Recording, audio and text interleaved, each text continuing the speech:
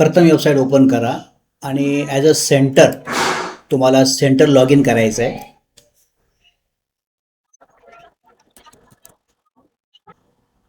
आता इथं log in केल्यानंतर इथं संकल्पचा लॉग इन केलेला आहे. तर इथं तुम्ही ॲड्रेस वगैरे टाकू शकता. इथं माझ्याकडे ॲड्रेस रेडी आहे, तो मी टाकतो.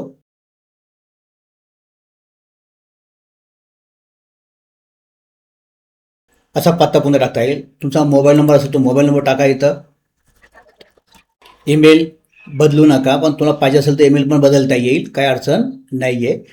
त्याच्यानंतर तुम्हाला ब्रँडिंगचा कलर कोणता हवा आहे तर तुम्ही कलर निवडू शकता. इथून पण तुला कुठलाही कलर तुम्हाला निवडता येईल. इथं मी हा कलर निवडला. त्याच्यानंतर इथं तुमच्याकडे लोगो असेल तर एखादा लोगो अपलोड करून टाका. मी डेस्कटॉपला एक लोगोही ठेवलेला आहे. शक्यतो स्क्वेअरमध्ये असावा तो लोगो. संकल्पनाचा लोगो मी घेतला आणि इथं सेव्ह डिटेल्स केला.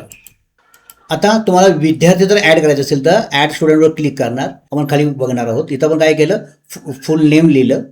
तुम्हाला जो ईमेल पाहिजे तो टाका, पासवर्ड टाका. विद्यार्थ्यासाठी विद्यार्थ्याने आपल्या सेंटरला शिकावं असं वाटत असेल तर सेंटर ओनली निवडायचं. तर या व्यक्तीचं लॉग इन फक्त क्लासमध्येच होणार आणि सेंटर प्लस होम म्हणलं याचा अर्थ ऑनलाईन कुठेही तो शिकू शकतो. इथं सध्या मी सेंटर प्लस होम घेतलेलं आहे. आणि त्या विद्यार्थ्याला कोणकोणते कोर्स द्यायचे आहेत, समजा आपण हे दोन्ही कोर्स त्याला द्यायचे ठरवले. आता तुम्ही स्वतः टीचर आहात म्हणून मी दोन्ही कोर्स निवडले. तर दोन्ही कोर्स द्यायचे ठरवले तर तुम्हाला फक्त इथं क्रिएट स्टुडंटवरती क्लिक करायचं आहे. तर अशा पद्धतीने तुम्हाला हा कोर्स लॉग इन करता येईल.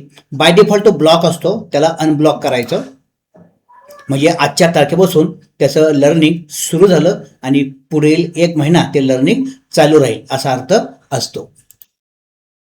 याला आपण लॉग आउट करूया. आता इथून ही वेबसाईट आहे. ॲज अ विद्यार्थी म्हणून तुम्ही स्टुडंट लॉग इन करणार. इथं करा किंवा आहे त्या स्टुडंट लॉग इनला आपण क्लिक केलं.